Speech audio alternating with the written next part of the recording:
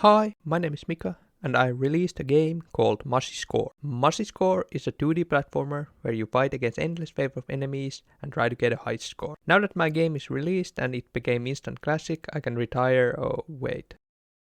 Jokes aside, I was super happy to release my game. About 50 people bought my game and all the feedback has been amazing. The game sold a bit worse than I hoped, but this was the expected outcome based on the wishlist number. Game didn't have major bugs during the launch, except Windows achievements not working. I will try to release a patch for the game and fix these issues and maybe add some new features. My main target for the huge patch is the Steam's Endless Fest.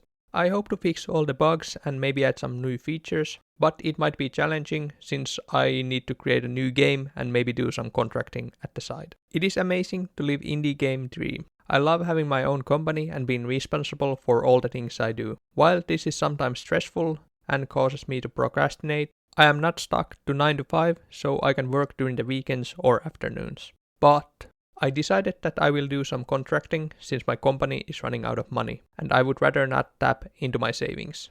These will help me cover expenses with accounting and possible new assets. With consulting, in an hour I will earn more than whole Mushy Score's lifetime earning. And in a month I will earn more than I hope my next game makes. This will remove some financial burden for my next game. Contract will be about 10 to 20 hours a day, so I will still have a lot of time for the game development, and I see this as a best outcome for both worlds. I will have less financial stress and more time for the game development than during my full-time job. In my original goal of 6 months, it is hard to make a good and successful game. Now I can spend more time developing my next game. I will still try to keep the scope small and aim for 1 year. What did I learn during this process of releasing my first game? Well, a lot. Being flexible with the game idea is important. My game changed a lot from simple surviving game to more like a tower defense game. Iteration is important and I need to keep that in mind for my next game. I want to be more open about the development process of the game, and I can achieve this by having a public repository. It will help people to understand my development process and how someone with IT experience works. I also learned that I need to test in different platforms as soon as possible. I personally develop with Linux and test mostly on Steam Deck, but because of that I missed the multiple bugs that only happen in Windows. I need to test more often with Windows since this is where most of the customers are.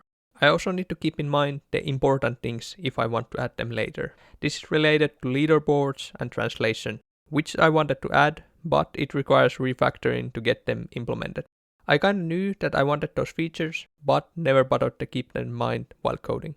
As developer, it is hard to find out what's the best challenge for the game.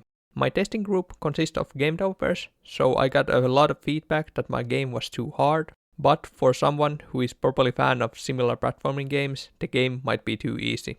I think many of the players completed the game with one run, which was not my intention. I need to test more with players who are the actual target audience. Creating a clear plan in the end of the development was really useful and helped me to be focused on the goal. I need to do that for my next game as well. What I plan to do in the future. I decided that I will use Godot for my next game. I like the idea of creating open source games, and using more popular engine is more beneficial for the consumers. It will take time to learn new engine, but I think it will be worth it. It took me 1 year to learn monogame and create a game with it, so with Godot it should be even faster, since Godot has much more resources. I already completed a couple tutorials, so I'm a bit familiar with Godot. I decided that I will use GDScript instead of C#, since it's better integrated and more user-friendly language for beginners. My biggest challenge with Godot will be to use snake case instead of Pascal case. I have a lot of game ideas and I need to choose what would be best for my next game. I will create small prototypes to see what has the most potential and would be easy to develop. Since my talent is programming, I want to create a game that's more focused on systems and less on graphics and sound or story. Now I have been a bit lazy because of the overwhelm of the game's release. Learning new game engine is also annoying, so I easily procrastinate.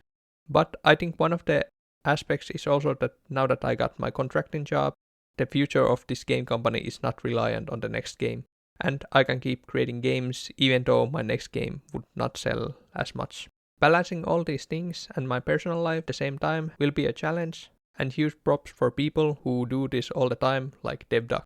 But running my own game company is my dream and I am happy to live it. And now that I can actually make a living while doing it, I am really happy. Thank you for watching and see you in the next video.